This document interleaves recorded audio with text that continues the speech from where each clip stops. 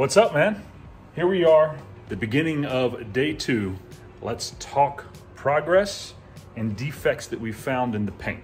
So obviously at this point, now that it's in the clean room, that means we've done the full decon process and we just completed the paint inspection, which obviously is what has brought us to finding some of these defects. Some of them really very minor, nothing really to be done with them, but the important ones are the ones that we're finding on the hood. Now, you'll notice these little tape pieces that we've put on here.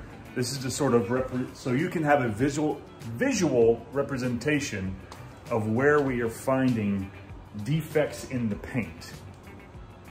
Now on the hood, these are specifically defects from the manufacturer and the painting process.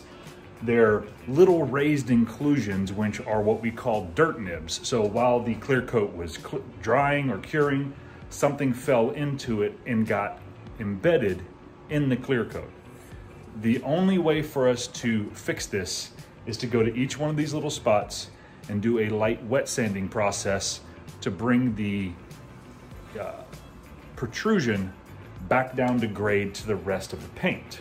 The reason that this is important when installing PPF is because this is a raised inclusion, which will create a little bitty baby teepee underneath the PPF, which will create a little air gap. And once it's all cured, you'll see that little air gap around the defect that is there. But this is up to you, as having to wet sand, compound, and polish these few areas. There on the hood, there's 6 little areas. There's a few little hazy spots that we're gonna get as well, but the important things are the dirt nibs.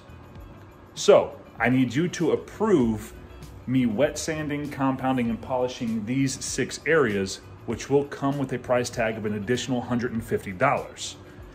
But we do also need to discuss what's on the front bumper. These are not defects from the manufacturer. They are indeed already 3 rock chips that we found, 2 here and 1 on that side. Very minor, but because it's on the plastic, it's already sort of divoted and morphed the plastic just a touch. So as you can see here, let me see if I can get it to zoom in. Right above that one, you can see how it's already sort of risen it up a little bit.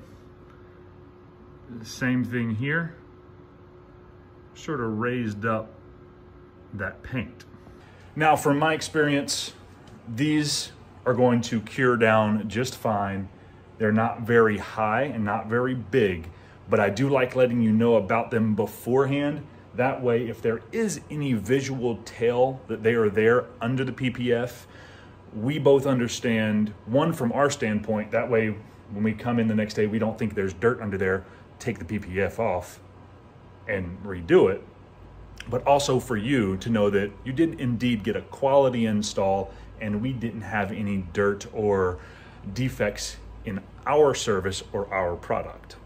So I am going to wait for your approval to do the hood as far as the wet sanding and the labor that's going to cost to do that. Again, that's going to be an additional $150. Obviously, we have plenty of other work we can do, but we will not continue with the hood until then. I do also want to ask you about this sticker right here. It is the 20-year anniversary. So do you want to leave it or do you want us to take it off? Again, if we leave this and we PPF this piece, there will there will most definitely be a slight air gap that goes around and halos this entire sticker if you want to keep it. We can try to remove it and put it back on top of the PPF, but I can give you no guarantees that it will be reusable.